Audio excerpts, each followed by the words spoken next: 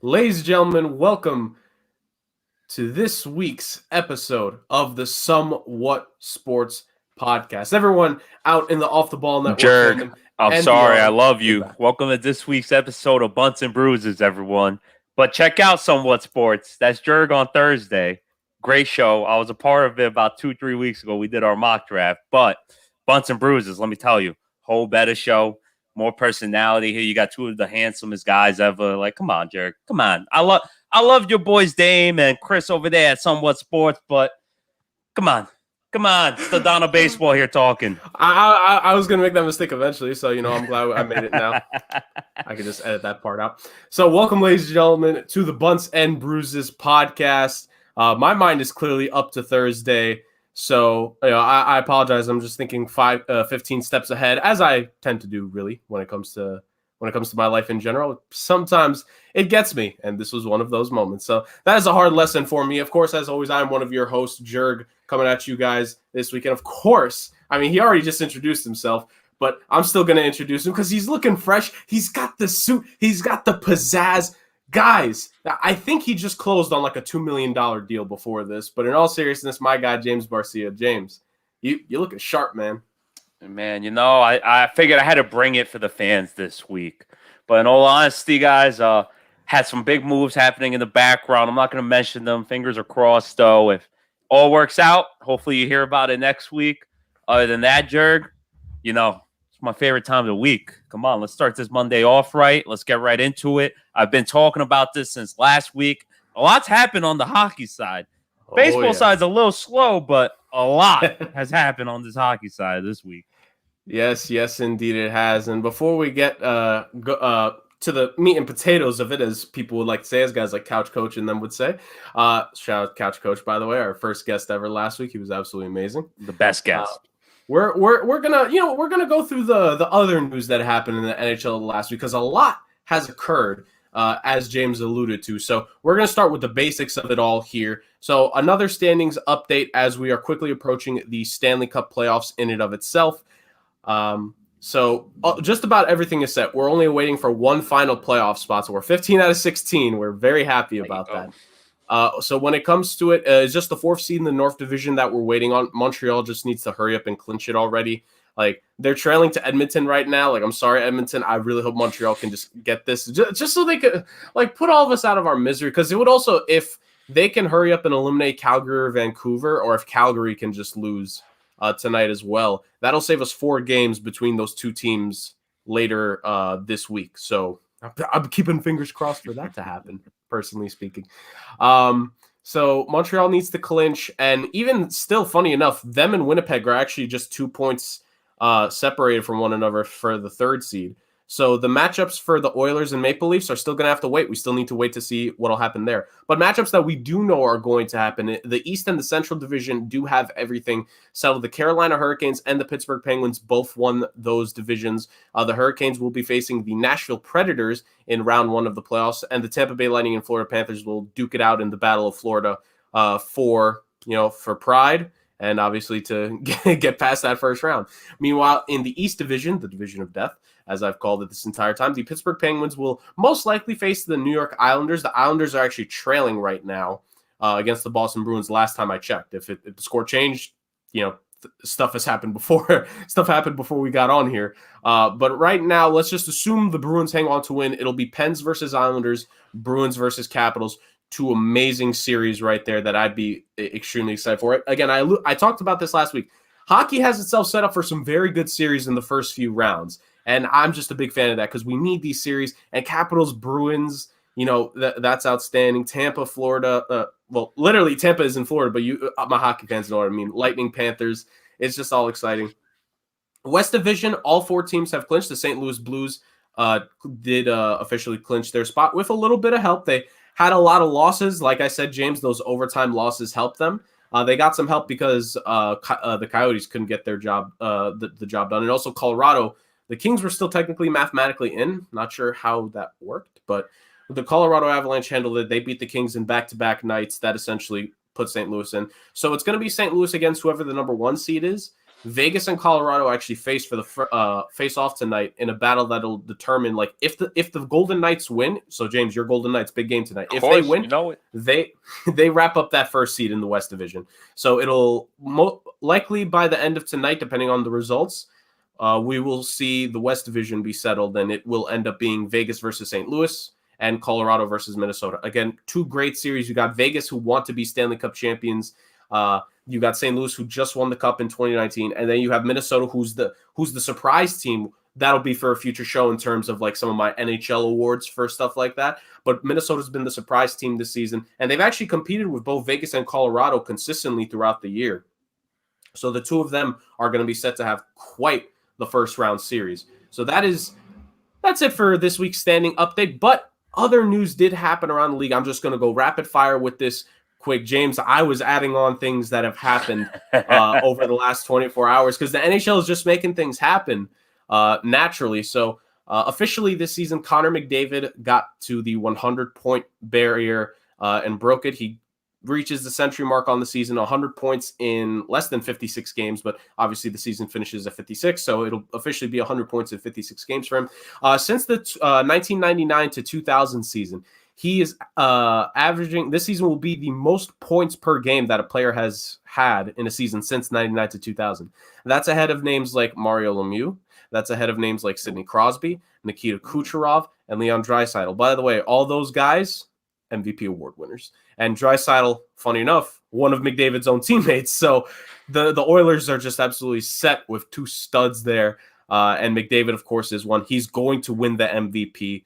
And he's just further cementing his status that he's, I think for all intents and purposes, the best player in the game. James, I know you're learning hockey as it goes, but I think you could tell early on from all the praise I've ever sung for Connor McDavid, this guy is the best player in the game today. Oh, for sure. And I mean, you said the names right there. Sidney Crosby. Who's the second name I said? The name's escaping me. Thank you. There you go. All these hockey names, they all get jumbled up. You could have said McDonald's and I would have been like, yeah, so that guy's killing it. But you named a couple of former MVPs, and anytime you're in a list with MVPs, no matter what the sport is, you're clearly doing something right. And McDavid right now, if he keeps it up, I'm going to keep watching now that I'm a new hockey fan. So hopefully I can watch him and starting, hopefully a Hall of Fame career is what we're watching here in the making. Oh, yeah, for sure. He's actually already won an MVP in his career. So the fact that he's put up this season, and everyone, and I think even myself would say, like, this is better than his MVP season. If this was a full 82 games, he probably would be at he would probably finish with like 140 points, maybe even more. So he's just been an absolute stud this season. And it's just amazing to see. And again, the good things with hockey that I want to see, that for the game to grow, it's stuff like that. But stuff that doesn't necessarily help the game to grow, but happens anyways. Coaches were fired this past, I believe 24 to 48 hours. John Tortorella and the Columbus Blue Jackets officially agreed to part ways.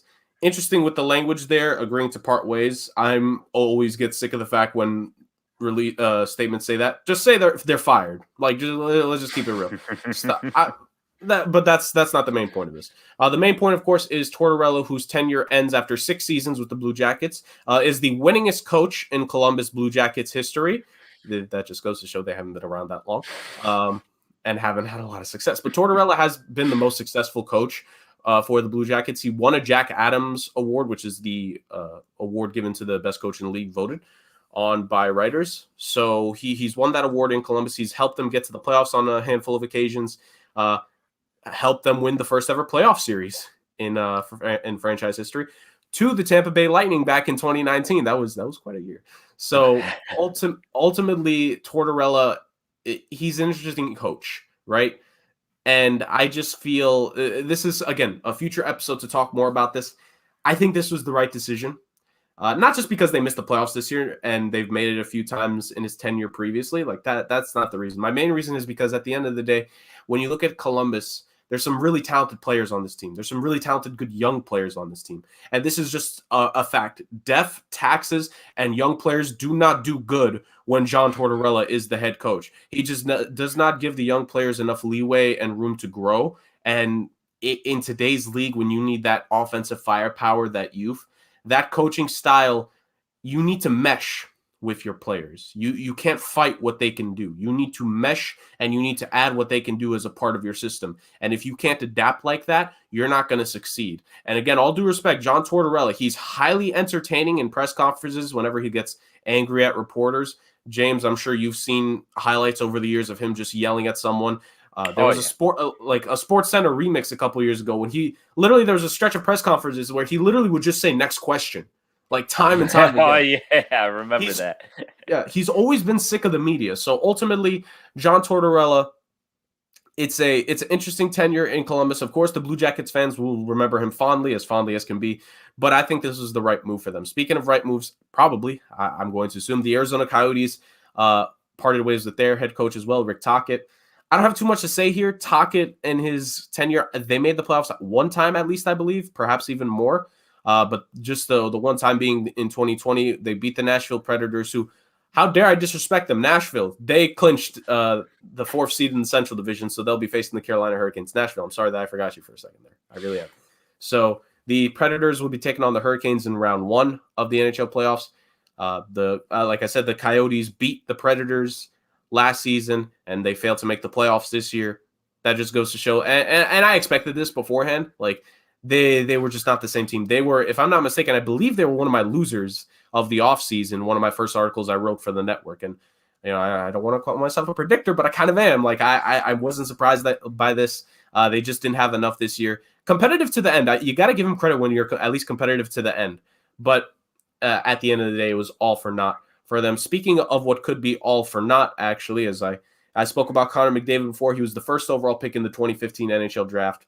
The second overall pick in the 2015 NHL draft has had a very different career compared to his compatriot there, Jack Eichel, who is the next guy in that draft, who, for all intents and purposes, is an absolutely outstanding player. He's a good player. He's been point per game in his career on a couple of occasions, and signs are pointing to this maybe could have been his last year in Buffalo. At least I'm hoping it is. James, we had the whole free DeGrom thing that was going on during our DeGrom watch.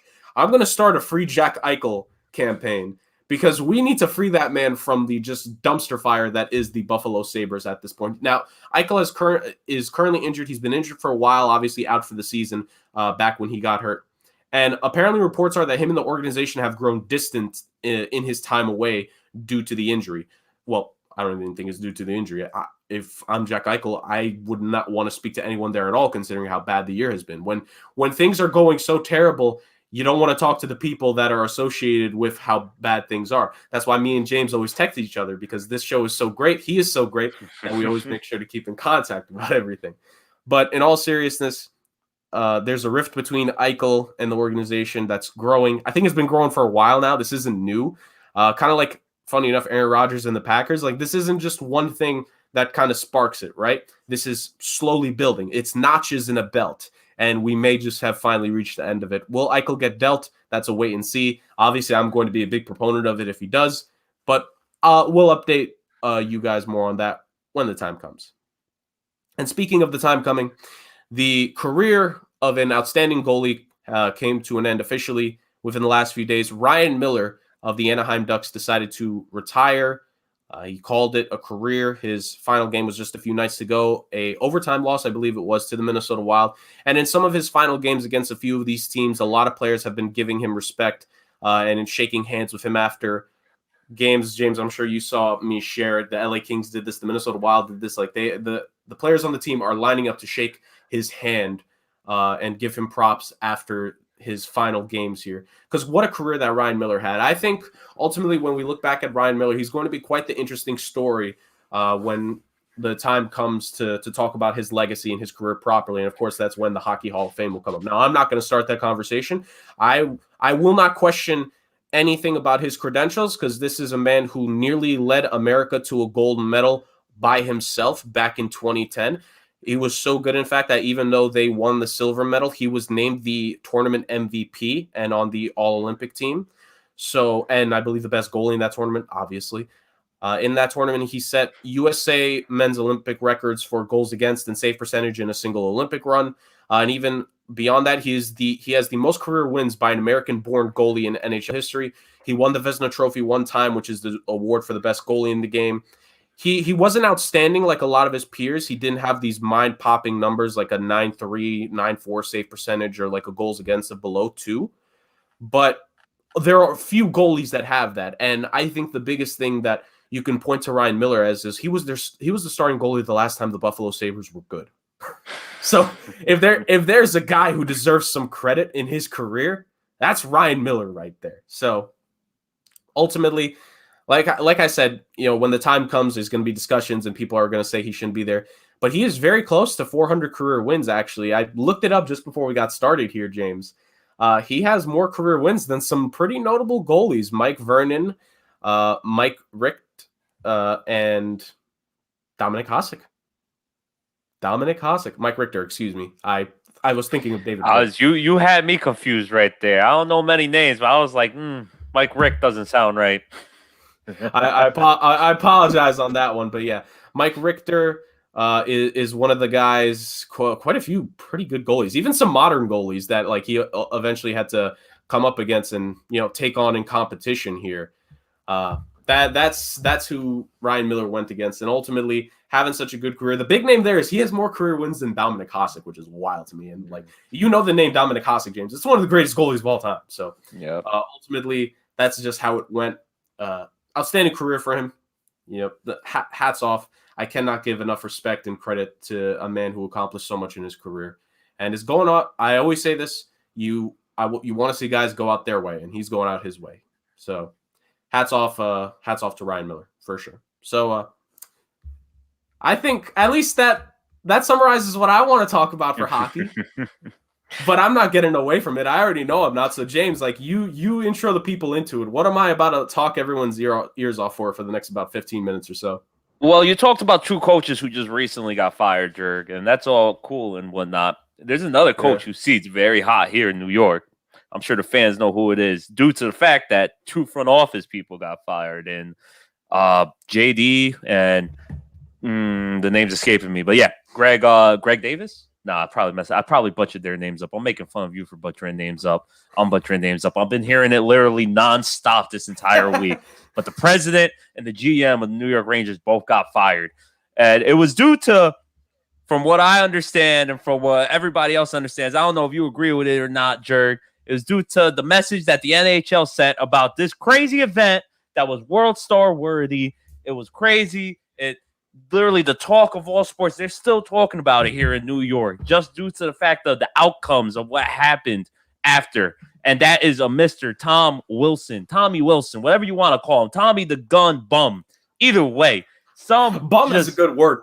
From what I'm hearing and from what I've seen, it's just some fugazi, tough guy who only picks on the little guy. But regardless of that, Mr. Tom Wilson over here. You know what, Jurg? Why am I going to steal it? You go ahead, talk about the bruises that happened last week. Oh, there were bruises aplenty. So let's take a rewind trip, ladies and gentlemen, to last week in the first game of a 2-game set between the Washington Capitals and the New York Rangers. The Rangers at that point of the game were actually leading 3-2, where ultimately, so what the play was that Pavel Buchnevich was racing down the ice trying to get after the puck.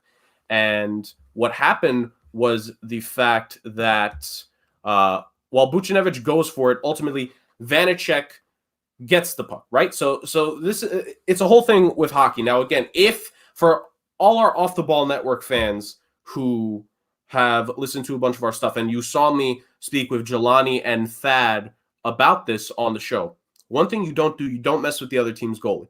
So Pavel Buchnevich went after the puck that Vanacek ultimately stopped, right? Now, here's the thing. While Buchnevich was trying to knock the puck away, right? Ultimately, he did not do anything wrong. He did not attack Vanacek. He did not, show any aggressive action that you could see clearly in replay. He was just going for the puck. You want to know why? And this is the key part. The whistle was not blown dead on the play. If there's one cliche in hockey, aside from you don't go after the other goalie, you also keep going until the final whistle is blown. And also when the ref stops it. So until that whistle is blown, you keep going. So Buchnevich is trying to go for it. Ultimately, Vanacek stops it. Eventually, the whistle gets blown. And dear Lord, it didn't help anything. Because what happened after that was chaos. Buchnevich eventually, in a little scrum, gets knocked down. And he's face down on the ice, right? Numbers looking at the lights, at the ceiling. Tom Wilson gets down, is probably from the momentum of Buchnevich. I'd have to watch the replay. As many times as I've seen it, the play still, I'm trying to delete it from my brain. Wilson has his stick. While Buchnevich is face down on the ice, he puts his stick on the upper back / neck of Buchnevich and sucker punches him twice. When he is face down, cannot defend himself in a vulnerable and prone position, Wilson takes 2 shots at Buchnevich's head / face, right? So already, bum move, right? If only everything stopped at that point. It just only everything stopped. So I'm going to go through all this because, we got a lot of stuff to get to here on the show. So this is what I'm going to say happened. Afterwards, there was another massive scrum between the two teams. And at one point, Artemi Panarin gets involved and gets tied up with Tom Wilson. Now, we will address what exactly occurred there, but just know that ultimately Wilson and Panarin get tied up a little bit. It's a situation where both guys have like arms draped on each other's shoulders. Now, here's the thing in hockey. Tie-ups happen all the time. If it had stopped there, if Wilson, specifically Wilson, but let's just say if the Wilson and Panarin tie-up had stopped there, this wouldn't have been the story. And the game would have just gone on and nothing would have had to be done. But no, like you said, the bum Tom Wilson had to mess it all up for everyone. He rips Panarin's bucket off. That's what we call the helmet sometimes. He just takes it off. I mean, maybe momentum took it off, so I'm not going to blame him for that. But he grabs Panarin by the hair and slams him down head first, or tries to head first on the ice. It looked like at the very last second, he lost a grip of Panarin's head, and Panarin ultimately does get body slammed on the ice by Wilson, but thankfully not head first. There's a reason why I'm going to be critical of this head first part. If Tom Wilson smacks Panarin down on the ice head first, Panarin is at best case scenario hospitalized with head issues. Did you hear what I said? Hospitalized was the best case scenario. We were moments away, inches away from potentially a player being severely injured for life off of the actions of a complete and utter moron on the ice. And now here's where the issues continue. Tom Wilson was not suspended for that action. He was fined not for nearly killing someone. He was fined for the sucker punches that he threw at Pavel Buchnevich, like I was explaining before. Buchnevich face down, Tom Wilson 2 sucker punches. So funny enough, he's fined for that, which, again, just hysterical by the league. We'll get to that in a moment. But let's hit on the Rangers part first, and then, James, I'm going to have you ask, the follow-ups regarding Wilson himself. So what essentially happened, what led to the firings of now former president and GM, President John Davidson, and Jeff Gorton, the general manager. Why'd you let me butcher it that bad, Jurg? You had to jump in there. You had to save me real quick, man. I'm sorry. I had the G, though, right. I was close. I had JD, and I called him Gregory, even though it was Gordon. But hey, I was close, Kids trying. I'm new to the sport, but we're here. But real quick, Jurg, breaking news. I know the fans who are catching us live just saw me step out real quick. So Forget about next week. We're bringing it up this week. I was dressed all snazzy because I had an interview to go to, and I just got the job offer. Yes, fans, thank you. Yes. So, yes. Either way, sorry to step out, guys. I just had to share that. That's why I'm cheesing like a whole fool right now. But let's get back to it. Tommy Wilson, just first of all, how can you grab that beautiful flow Panarin had? Wait, no. I'm so upset that I have to continue talking about this after that good news. We'll talk about it after the show, Jurg. Don't worry. But either way, back to Tommy the Bum. I don't believe that Buchnevich was the one on the ice, correct? When he was face down throwing the punches. Look at that. I'm getting these names right. I'm pronouncing them right. I'm growing. You can see this. But I don't get how the league will give Tommy the fines for Buchnevich and the 2 sucker punches. Yes, that's bad. But like you said, that wasn't even the worst part. Grabbing Panarin by a hair and slamming him down, and his head might have missed it by inches. He might have got lucky because his shoulder pad just touched the ice right before his head bounced off the ice.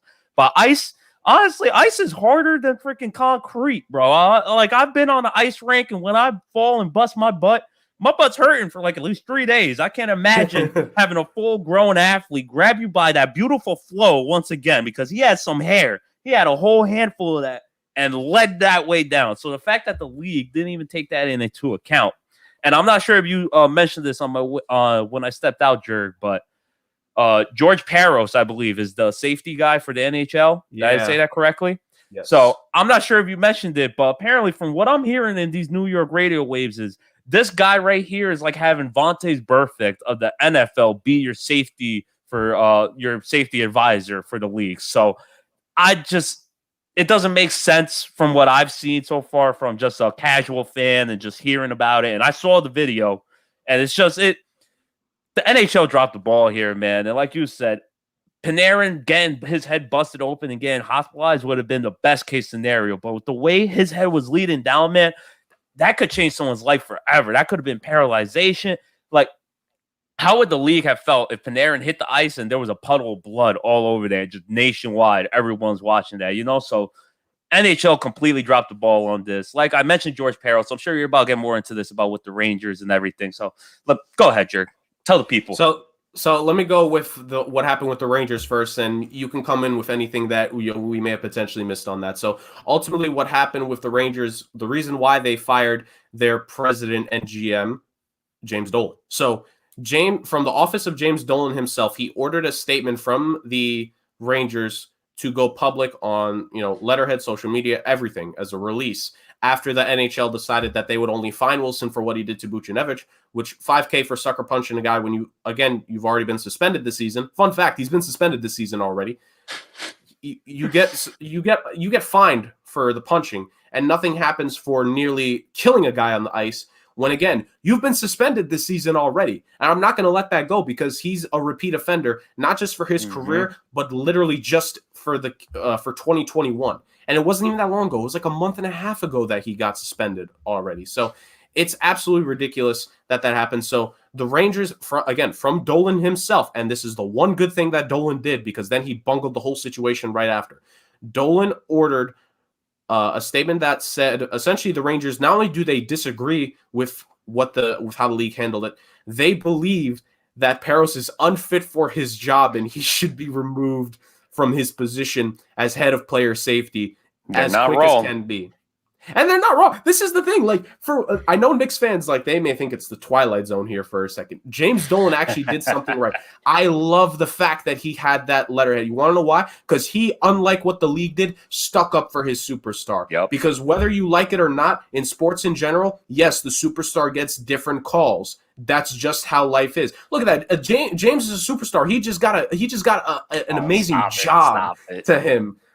Like that's James, and then there's me, who's like, I'm not getting these phone calls that are interrupting me to give me this job. So ultimately speaking, at the end of the day, like, superstars are treated differently, and the league dropped the ball on protecting one of its superstars in its biggest market for the most valuable franchise in all of hockey. They did not protect their superstar by suspending the guy that, again, nearly killed him.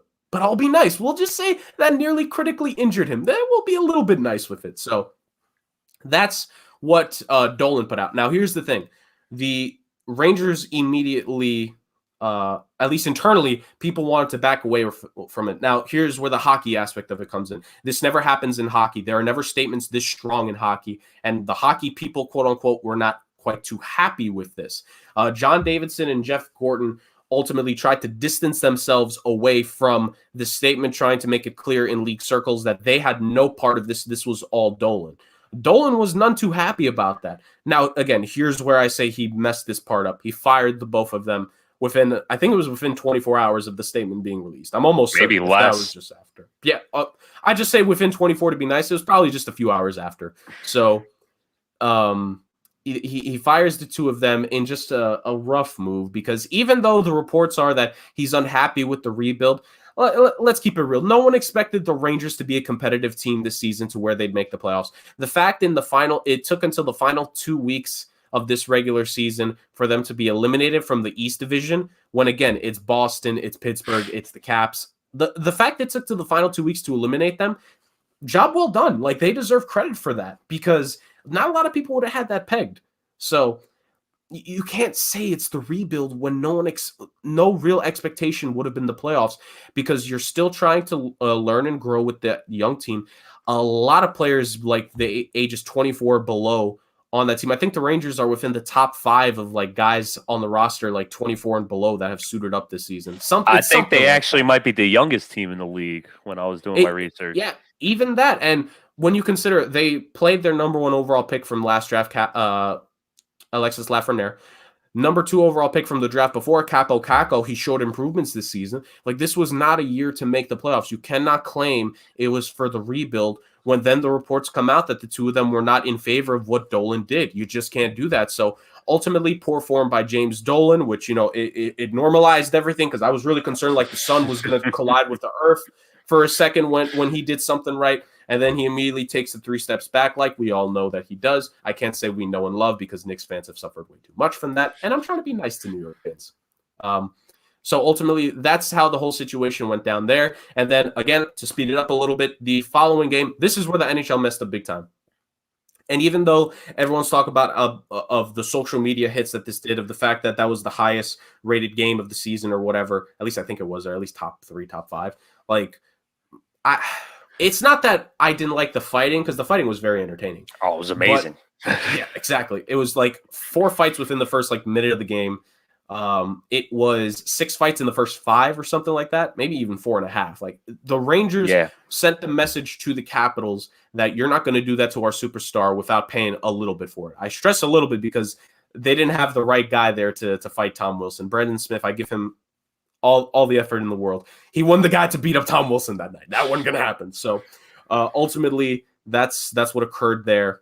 But if I could just throw my 2 cents in on that, Jurg, but you got to give Brandon Smith you got to give him a shout out though. At least someone. The moment Tom Wilson got on that ice, he went straight to him. That's exactly what the Rangers need. And from my my recent fandom of hockey, I learned that the Rangers, they're not exactly a tough team.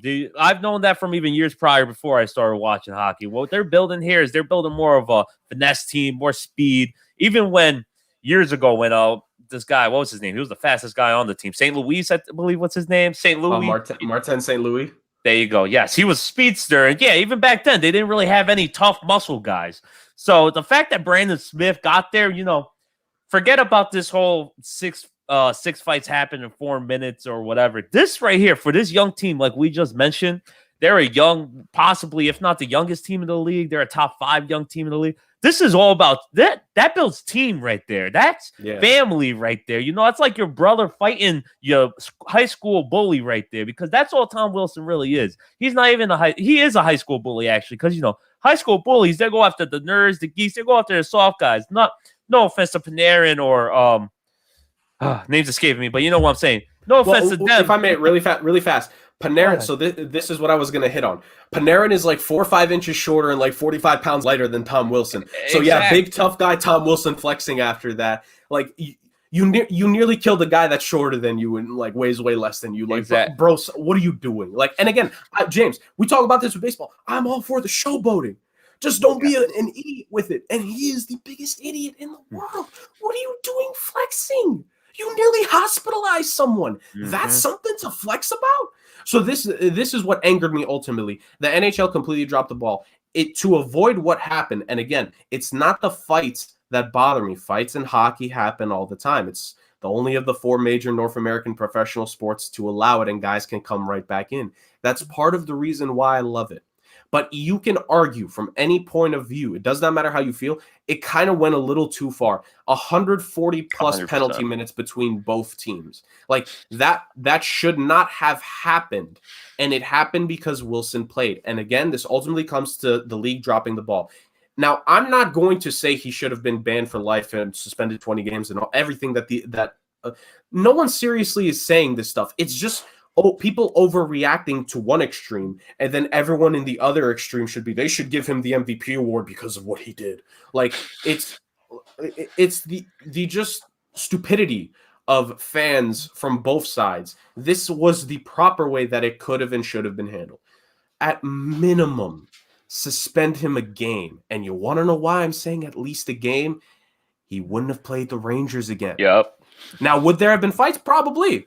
I'm not going to deny that no fighting would have happened, but you want to know what we would have avoided? The extra heat by the fact that complete buffoon was on the ice at any point that day. So again, this is what gets me mad. It's the leagues are free market. So let's go to the business for a second. This is a free market league, free market economy. You can make whatever decisions you want when you get to run the league, right? Make whatever decisions you want, but don't claim you have a semblance of IQ in your decisions when you pull off something completely stupid like that. So that's just.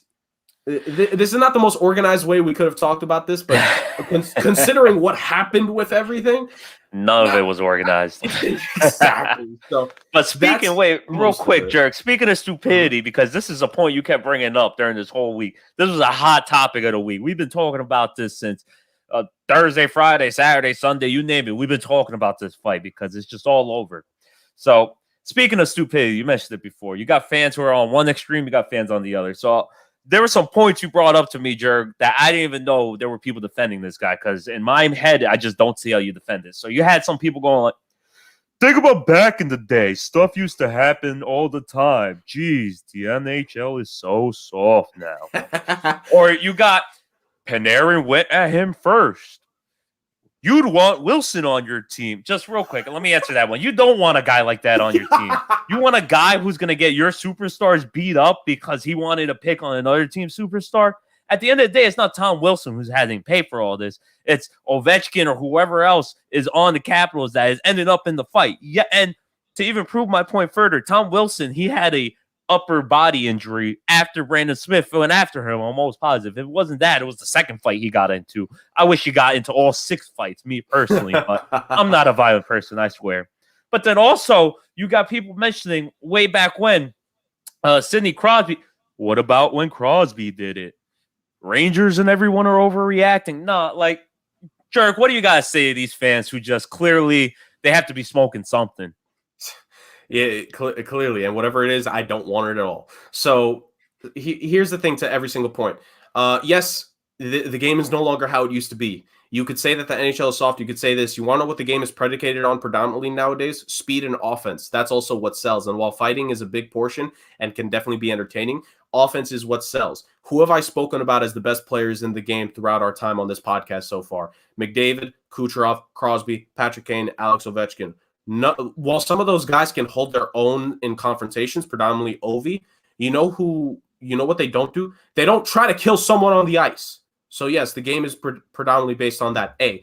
B. No, Panarin did not go after him first. You want to know what Panarin did? He jumped on his back to try to get him off his teammate, which, funny enough, if he hadn't done that, hockey fans would have criticized him for being another soft superstar that didn't defend his teammate. So Panarin was just in a lose-lose situation that, I'm not going to get off this point, nearly cost him everything. So yeah, I'm not going to ignore that. So real quick, in a Flyers-Penguins game, Sidney Crosby and a player on the Flyers got into an altercation. I forget if it was Konechny or Couturier. It was one of those two. And ultimately, Crosby's bucket came off, funny enough. But Crosby was the one that eventually got on top of the Flyers player and threw like a sucker punch or two when he was down. Now, what's the difference? A couple things. A, that guy went after Sid first. Clearly obvious. B, the fact that when Sid punched him, his helmet was still on, and he didn't try to mash his face into the ice like a brick hitting glass. So, yes, why did Sidney Crosby not get suspended for that? But Tom Wilson, Wilson still didn't get suspended. This is the problem that I'm saying. And here are the last 2 points. Would you want Wilson on your team? He's a 20-plus goal scorer. He throws the body. He'll protect your guy. Is he nice to have? Sure. But that's not the argument. Stop trying to take it away from what the point is. The point is not Tom Wilson's skill. The point is not the league is different now. The point is not this. The point is isolated incident from a guy who has been suspended, I think 4 times in his career already, maybe 4 or 5 times in his career.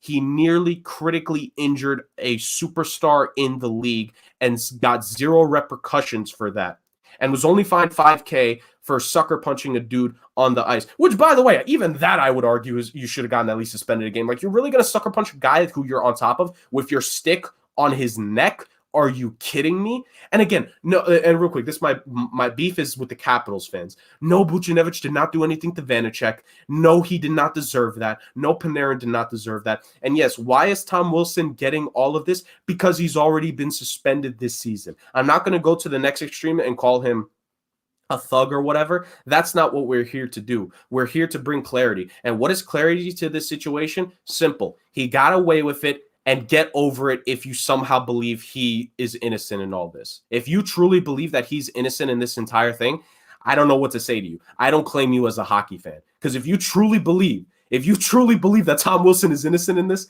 you and me saw a different video. We just did, because that is ridiculous. You can't think positive thoughts about this man after what we just saw.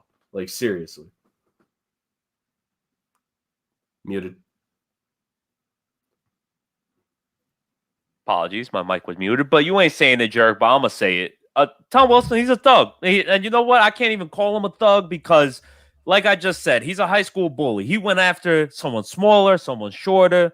It's just that no matter what the sport is, whether it's hockey, which allows fighting, or whether it's football, baseball, fighting is acceptable up to a certain point. But once you start risking people's lives, like, for example, baseball, when you're throwing a pitch and it gets away from you, or even if it's intentional, you throw it right at someone's rib cage, let's say, that's one thing. But if you're intentionally aiming and throwing a ball at someone's head, that's another. And there is just zero tolerance for that in any sport, whether it's football, hockey, baseball, soccer, you name it.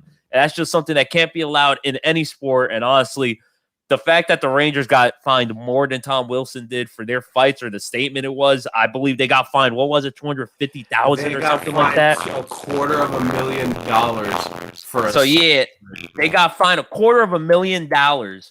And that's just insane, dude. It's just, that makes zero sense for the statement where no one got hurt. I just can't believe it. And honestly, it's just, how can you even... Yes, like you said, it got the most viewers, the 5-6 fights in under 5 minutes, but still, just you can't support that kind of tomfoolery, that kind of whatever you want to call it, that Tom Wilson displayed that day and the next day. Like I said, I'm disappointed in the NHL. I don't know what else to say. I'm mad. I'm really mad. I love this league. I push this league, and I always will, but they just drop the ball so bad. Like, how do you not protect your superstar? How do you not protect him? But, hey, look, the NHL has had its issues before. Like, Gary Bettman is nowhere near a perfect commissioner, so that's just how it works. Yeah, but speaking of not perfect commissioners, we could talk about baseball. We could get to the bunts now, because it's just... Not a lot of things happened this week, but for a fact that, like, right here, you guys can see it. The no-nos keep coming. We had 2 no-hitters this week, and honestly, yes, we're going to put the hits away. We're going now strictly no-hits here. Jonathan Means of the Baltimore Orioles and Wade Miley of the Cincinnati Reds, they both had no-hitters this week, and honestly, unfortunately, I'm not that impressed. This is just showing where baseball is going. No offense to these guys. Yes, it's a great thing to have on your career. Yes, you pitched hell of a game, both of you. Tip my hat off to both gentlemen. But unfortunately, that just shows where baseball is going and what is wrong with baseball. The fact that this is now, we're not even deep into the month of May, and it's already been 5. Not 1, not 2, not 3, not 4, but 5. Actually, my apologies. It's been 4, but I'm going to count Madison Bumgarner's no-hitter as 5. Because it was a 7-inning. We mentioned it 2 episodes ago. I wasn't going to count it then, but I started thinking about it. Give the guy the damn fucking give the guy the no-hitter. The freaking no-hitter, because it's just, he got no hits. So it's just the fact that the league is at an all-time batting average. It's an all-time low at 234. That is the lowest ever in MLB history. The only time it was slightly higher was in 1937, I believe it was, which was known as the year of the pitcher, because I believe it was Sandy Koufax. I don't even know. I didn't do the research first because it's just long 37? ago. 37, yeah, so Sandy Koufax. But that's how long it's been. We're talking about people who were milkman delivery guys, walking, making the deliveries in the morning, and then showing up to the ballpark with their beer gut at 1 p.m. ready to play ball. So it's just, it's impressive, yes, but it just shows the issue with baseball. There's not enough offense being produced. It's just too easy for pitchers to strike out guys all these batters are just swinging for the fences when realistically they need to focus a little more on just making some contact because, yes, analytics state, oh, if you go for the contact, you might hit into a double play. Sure, that's going to happen maybe 2 out of every 10 times.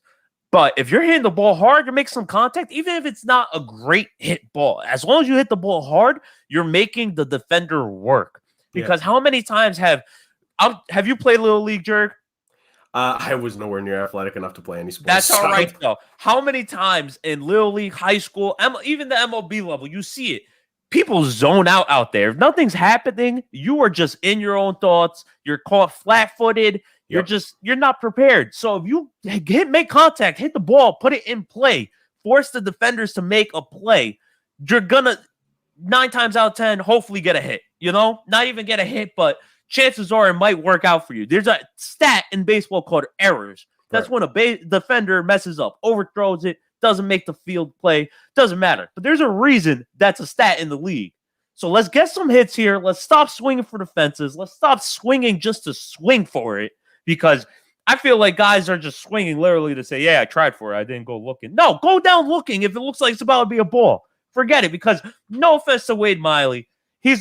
Let's be honest, he's a journeyman at this point in his career. He's had some good years, but he is not a pitcher who you expect to have more than one no-hitter in his career. He's had 2 now, I believe. But still, just the fact that he doesn't even have more strikes than he has innings pitched this season, Jurg. And I'm a big guy with that K to 9 innings rate. And John Means, yes, he's a young player. Yes, he's good. He's going to be real good at one point. Not even. He's there. This is the point. He is a good pitcher, but he's not going to be a superstar in this league. He could prove me wrong down the line, but it's not going to happen. I don't see it. So as great as these no-hitters are, they're part of what's wrong with baseball. And congrats to both gentlemen. I'm kind of sick of it just because we need offense in baseball. That is why we're not catching fans. That is why exactly every league is making it harder for defenses to guard because offense is what puts eyes onto a TV screen. And unfortunately, MLB is just not understanding that. And analytics has everybody going for home runs, which, yes, they're great, but they don't happen every so often. There's a reason if you hit 30 home runs in a season, in 162 games, you hit 30 home runs, that's considered a great season. So other than that, I just don't get how we can, yes, let's congratulate, but we can't take these no-hitters anymore as they used to shine. It was perfect game is the top notch. That's what you need to get. But then no-hitter, it was like I said, when Carlos Rendon almost had his perfect game, no-hitter, it's not a bad consolation prize. But when you're starting to dilute it with all these just not garbage. I feel bad because I'm disrespecting these guys. Yes, you pitched good, but you have the offense helping you so much. And it's just, when you got batters like Albert Pujols, who, yes, he had a Hall of Fame career, but here he is towards the end of his career, swinging for the fences every time he gets because he knows that's all he has. He just has Miguel power. Cabrera too, by the way. Miguel Cabrera exactly. Too. It's just what can we do? Baseball just isn't helping. But I did just mention Albert Pujols, so it'd be what kind of baseball show would we be if I didn't mention this man? The Hall of Famer Albert Pujols was just released from the Angels. He signed a 10-year, $243 million contract, which the St. Louis Cardinals could have told you 9 years ago this contract is going to be a mistake, which is exactly why they didn't sign him, because his numbers compared to when he was on the Cardinals to when he was on the Angels, it's day and night almost. Yes, he was still a great player not a great player. He was still a good player with the Angels, but he is nowhere near the Hall of Fame numbers he had when he was on the Cardinals. And people are upset, just like, why would you take him off on the last year? He's close to making historic numbers, yes, but why am I going to take this contract hit when I'm getting almost 0 to no production from you at first base? I could throw you a DH. I'm still getting 0 to no production from you. And guess what? I don't want you at DH because I have this guy who James from Bunts and Bruises just said is the next modern day Babe Ruth, and that's Shohei Ohtani, was just killing it. So I'm sorry, Albert. We got to part ways because, yes, you might be a great locker room guy. Sure, would love to keep you around, but there is almost zero reason to actually have you on the roster. So unfortunately, Albert Pujols, one of my favorite players growing up, this man has just honestly, since he stepped on a baseball field, he was honestly one of the reasons I fell in love with baseball, because I remember watching those sports science things back in the day. You remember those when we were younger, Jurg. And it was just, I don't know how this test has anything to do, but there was this test with the clicker thing that shows like how quick you can swing a bat. I don't get how that works because you're tapping with one finger and a clicker. But hey, people smarter than me and you, they figured it out. And this guy, he was just outrageous. The numbers this man was putting up is just, like they say in Sandlot, legends aren't forgotten, but heroes never die. I butchered that up too completely. I'm sorry, folks. I love the Sandlot, but it's been years since I saw it. But Albert Pujols, thank you for everything, man, that you've done for the league and fans like me growing up. We wish you well. Someone's gonna sign you, probably. I know you're not doing great, but someone's gonna sign you. Someone got to sell tickets. He's a name. Exactly. That's how the Dodgers started. The Dodgers, they would just sign old names from the Yankees, and then they brought them over before they even blew up. And then once they started building a fan base, because fans would just go to watch these names, they became a well-known organization in a hotspot city. So, Albert Pujols, hope to see you again this year. I can't even say it's really going to happen. I'm sorry. I don't see the team willing to do it. But, hey, hope to see you again. Hope you break those records. And I'm pretty sure he was like this close to 3,000 hits. We would love to see that. Right. But, right. So how emotional is it for you to, like, you said it yourself, one of the reasons why you fell in love with the game was because of how good Albert Pujols was. Like, does it kind of, like, so I spoke about this back in the NFL playoffs and while we waited for the official word before it ultimately came for Drew Brees retiring. I said that while we should remember Drew Brees for what he was in his career overall, like we will with Pujols, because there's a generation of kids within the last decade or so that don't remember the Albert Pujols and also the Miguel Cabrera, because I brought his name up earlier, that we saw when we were growing up, James. Like, those were two of the greatest bats of their generation. Like, power, success, like, and they weren't low batting average players like we talk about. Guys now are just hitting 235 but smacking 35. These were good batting average players, like hitting these home runs. Like, they were reliable just to do something else. Like, it wasn't 40 homers to 70 RBI. It was like 40 homers to like 100 plus RBI with them. Like, at least somewhat near the vicinity. Like, so, like, does it kind of hurt? Like, when NFL fans saw Drew Brees at the very end of his career, you could tell he just didn't have it in his arm anymore. You could tell that arm was nothing. I've seen this for a little bit now, and David Sampson, the former Marlins president, spoke about this in a way that made sense. Like, when teams give out these long-term deals, you're not paying the player for the last half of the deal, the last 4 or 5 years of it. You're paying for that first half. And I think once the first half of his Angels contract came and went, and there was zero playoff success from them, zero championships, because he won 2 World Series in St. Louis. Like, when you consider once the first half of his deal ended, I think we could all see the writing on the wall. Like, this is not going to end well for like the lasting image that people will remember of his career will not be the same Albert Pujols that we saw in St. Louis, that we saw even in glimpses early as an Angel. It just wasn't. And like how sad, I don't want to say sad to over exaggerate, but like, does it kind of, it hurts a little bit, right? Because this is a guy you grew up with. It hurt a little bit, but like you said, Jurg, it was just the writing was on the wall, man. Like, I saw the alert on ESPN or MLB, whatever it was, when I was getting my haircut, which, by the way, you got a haircut too, and we just look phenomenal, let me say. But when I saw the alert, I said, oh, snap, Albert Pujols got released.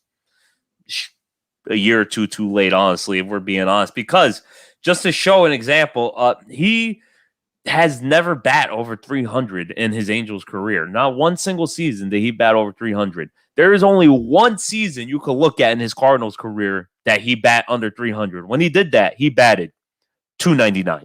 So, I mean, it's a vast difference. This man won 3 MVPs. He won the Rookie of the Year with the Cardinals.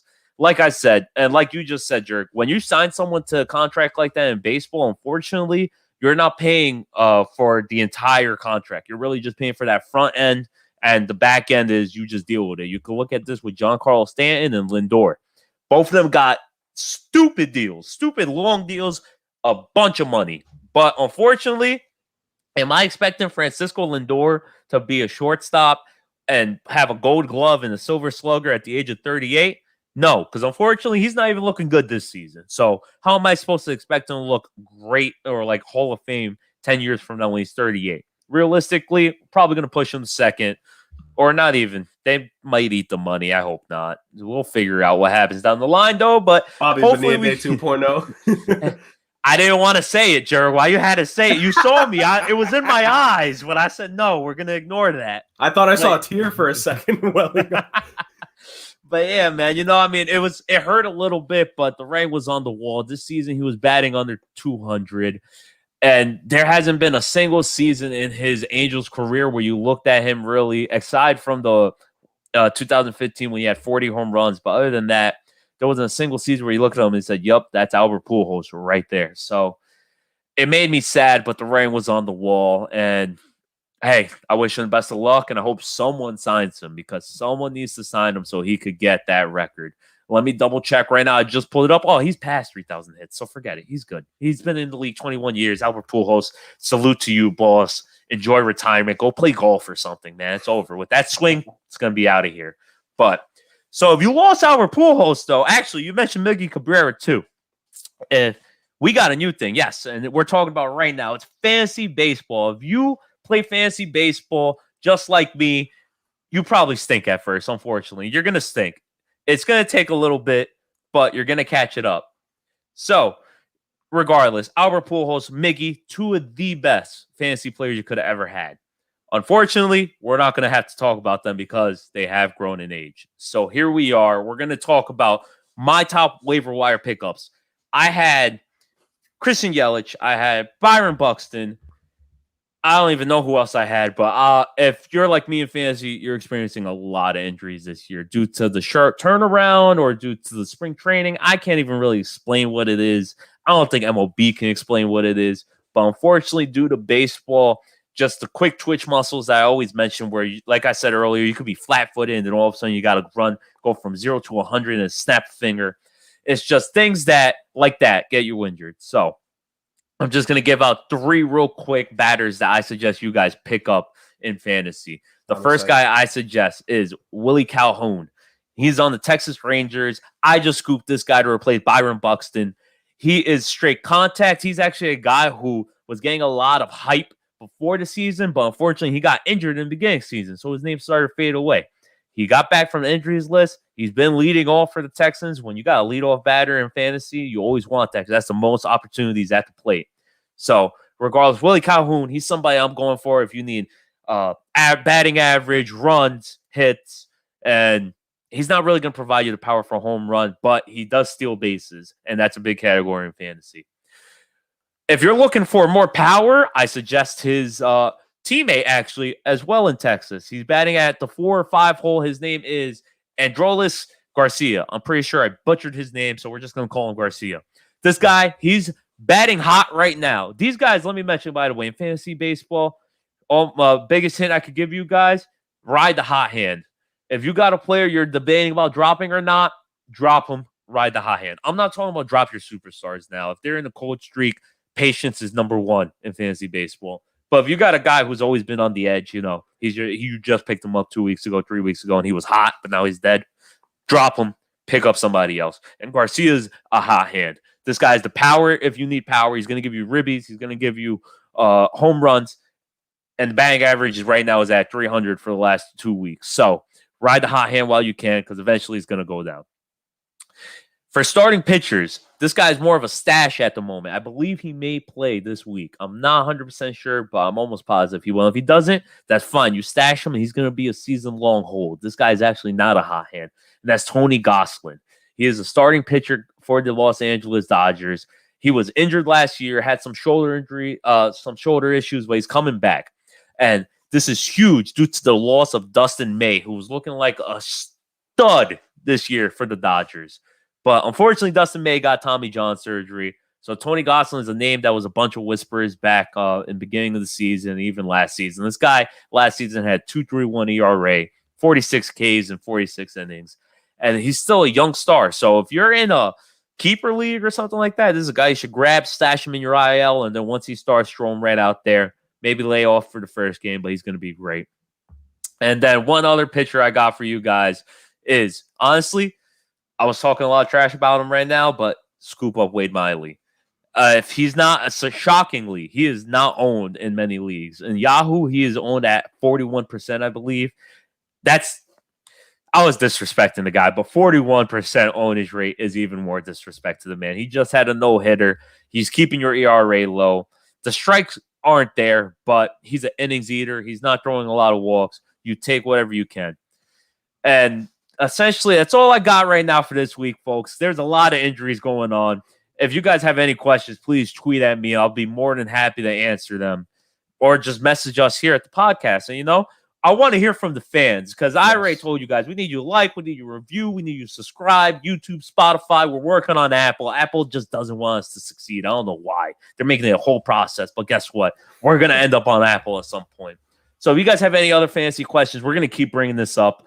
This week, it was just kind of short due to the fact that so many injuries are happening. And honestly, it's just a lot of people, due to the injuries, they happened early in the weekend.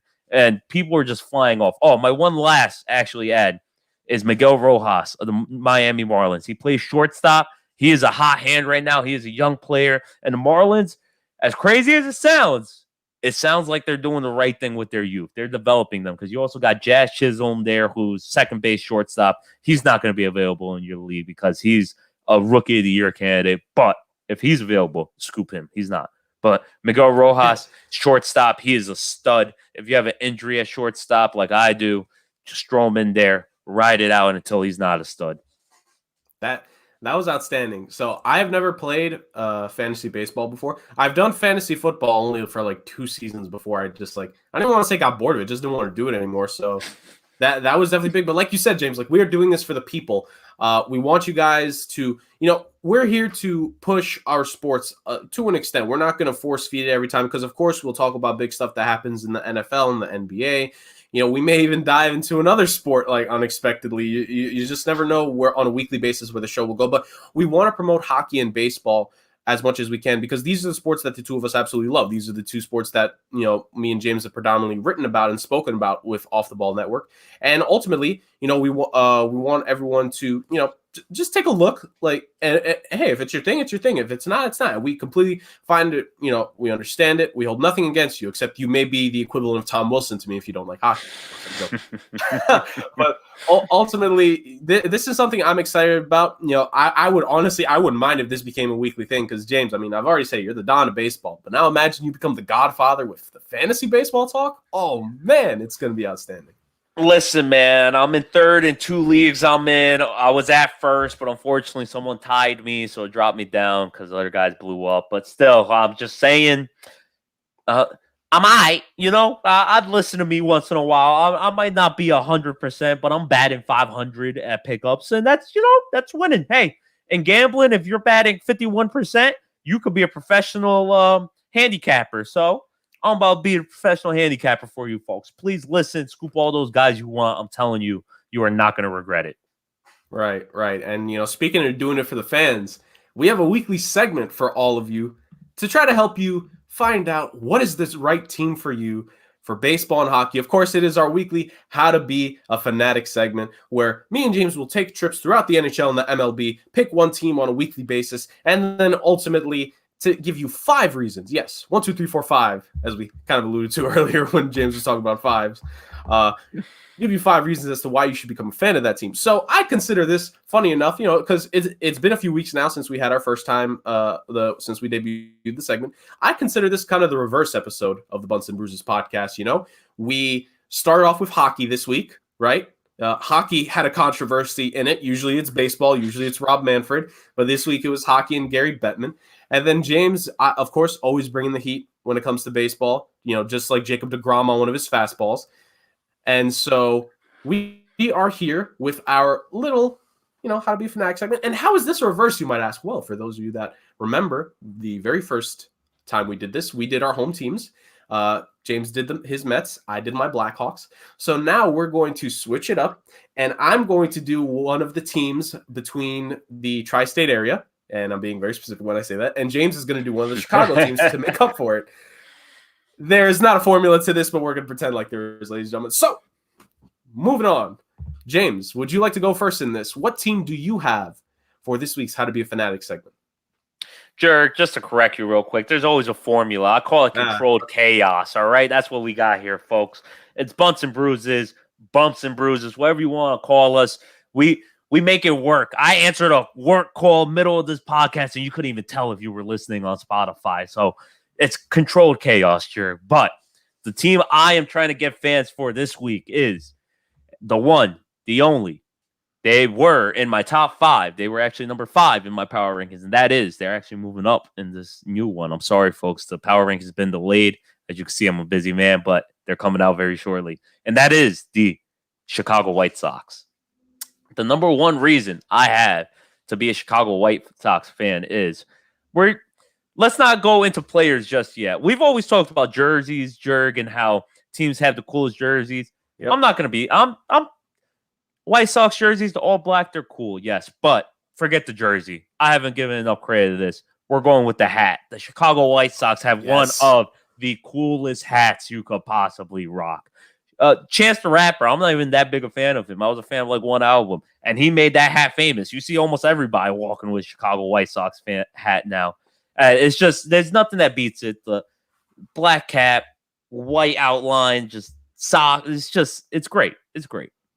The number 2 reason is, let's get into the players now. They are a young team, and they are up and coming. They're not even coming, really. They're here.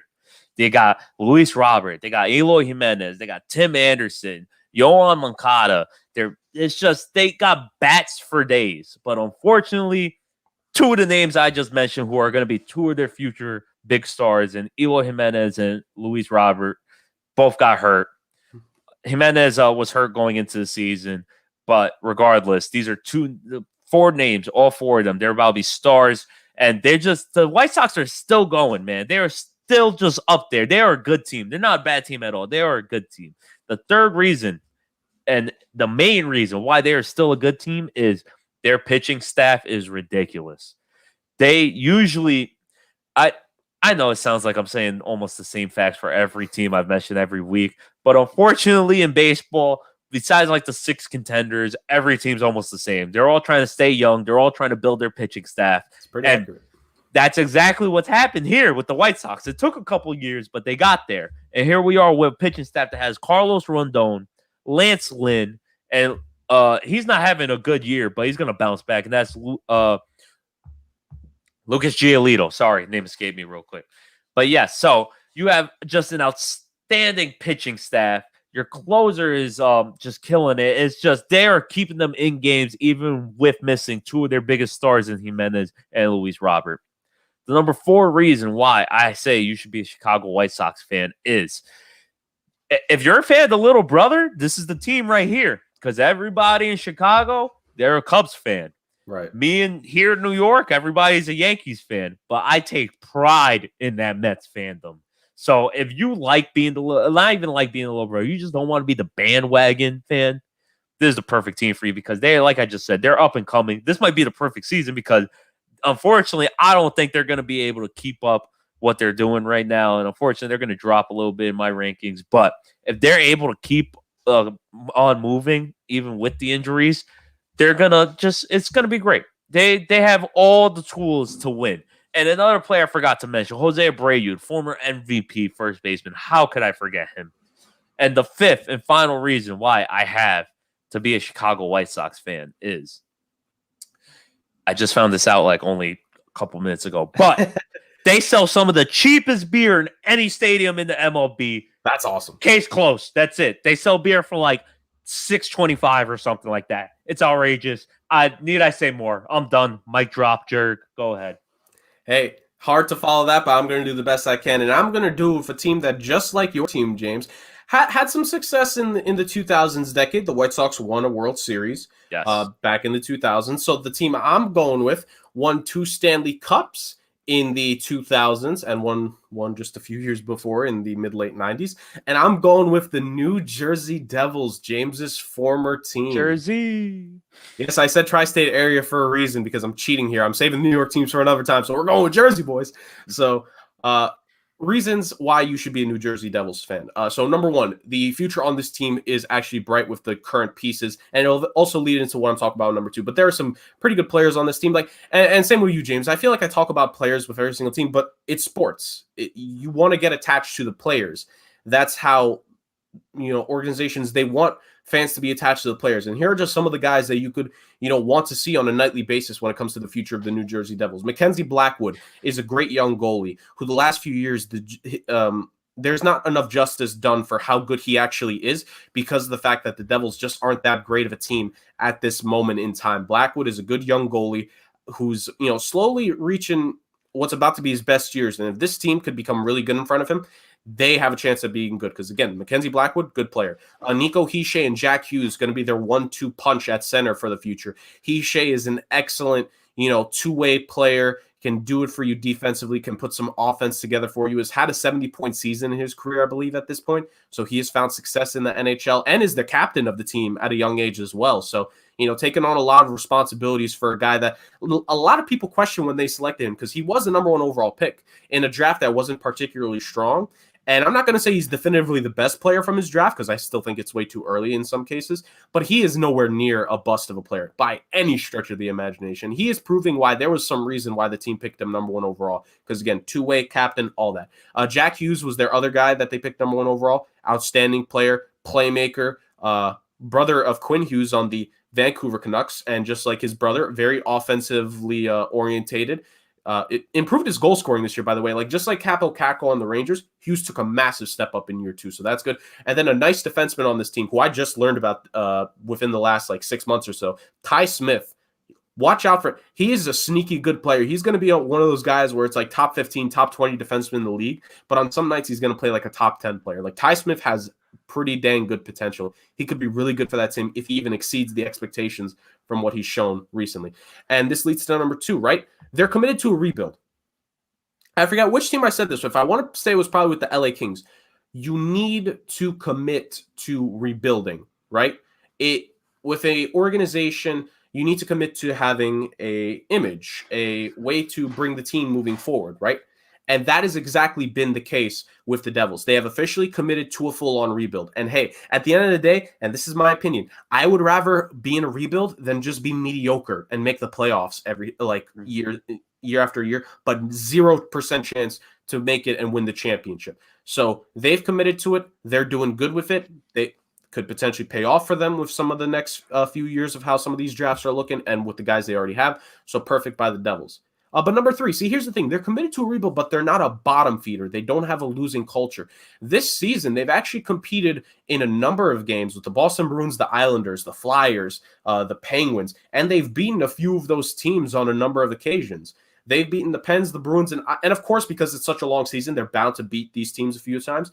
But the fact that they have gone toe-to-toe with the Penguins, East Division winner this season, the Bruins, team that a lot of people going in thought was going to win the division, the Islanders, last year's Eastern Conference finalists, these are not scrub teams. The Devils are not a team that are picking up their wins against the bottom of their division. They are the bottom of their division, and they're making it a tough win for these better teams on an almost nightly basis. So props to Devils fans. The Devils have given their fans a reason in these first 3 points that I've stated to have hope for the future because they have pieces, they have a direction, and they're not a losing culture that's trying to fix everything. No, they're just, it's a few things here or there where in the next 2 to 3 years, they could maybe be a playoff team again.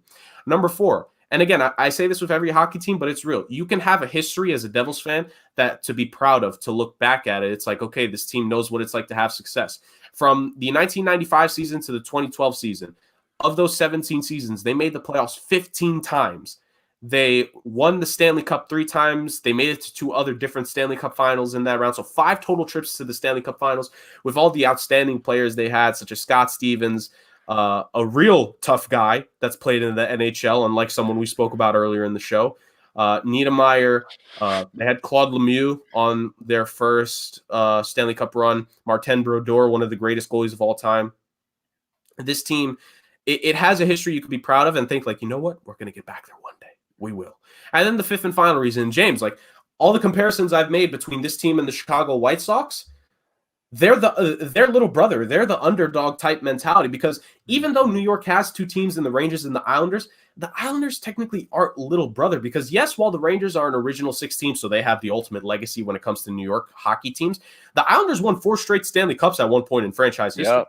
No, by no means are the Islanders little brother. Just because they've been worse for, closer, just because they were the worst team a lot closer than what the Rangers have been recently, that doesn't mean that they are little brother for a long time. There have been hopes by people thoroughly throughout all these different periods of time that the Islanders would eventually break through once again and be a good team.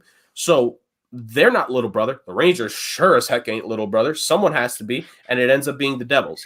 And like you said, James, you want to have the chip on your shoulder, that blue collar mentality of we're going to go after it in this game, and we have a chance to win, and we could be proud of what we're doing on the ice. That's what the New Jersey Devils are. They're the counter to the Rangers and the Islanders. And like I said, with all the points I made, I really do believe the Devils could build a little something decent here. And honestly, that's a lot better than I could say about some of these losing teams in the NHL right now. Like you said, Jerry, you said this, I think it might have been the first episode, honestly, but when you're rebuilding hockey teams, if you're a young team, let's be honest, you're rebuilding, you're not going to get far. It's not like other sports like basketball where you can have a young core or your star player is the youngest guy and he can lead you all the way to the playoffs. You got to build it. They got to learn from experience, because it's not like running back in the NFL where it's almost exactly the same from college to the pros. No, hockey is a whole different ball game. I don't even want to go into logistics of it because that's a whole 3 other episodes. But one point I just want to throw in for our fans, because I was actually, as you know, Jurg, at a New Jersey Devils game. I think it was 2 weeks ago. The 6th point to be a New Jersey Devils fanatic is every time they score a goal, they do the Ric Flair woo. So you'll score in there while they're playing it, and it's for every goal. So let's say you scored 3 goals. After that 3rd goal, it's going to be 3 woos in a row. And that's the coolest thing I ever saw. And you got Ric Flair on the screen. Woo! Come on. That's it. It's the greatest thing ever. So other than that, New Jersey Devils, they're up and coming, yes. But my Vegas Knights were fighting for that playoff spot, like you said. Yeah, absolutely. And don't worry, I will get to Vegas eventually, and it'll be super easy for me to run through that, because James is probably going to try to steal the 5 reasons. But things that we cannot steal is, we can't steal the amazing time that we've had. We've had such an amazing time tonight, as always, joined by everyone that was watching us here on tonight's episode, and that'll eventually listen to this on Anchor and Spotify and everywhere else. So that puts an end to this week's episode of the Bunts and Bruises podcast. As always, me and James bring this to you guys on Monday night. This is the highlight of my Monday every single time. This is the one thing I look forward to, and I was just so happy for another quality episode with my guy, James. So, James, let them know, where do they find you, pal?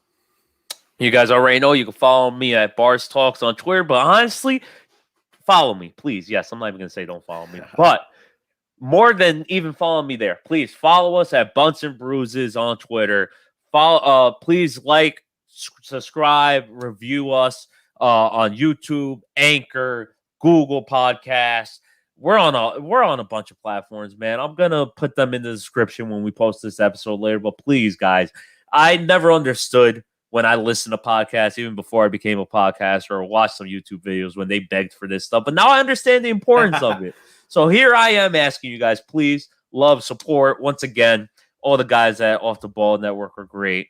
Follow Jurg. I believe he just dropped some power rankings tonight, mid-episode, I'm pretty sure, because the man is he's magic.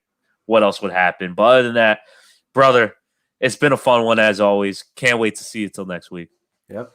See you guys next time.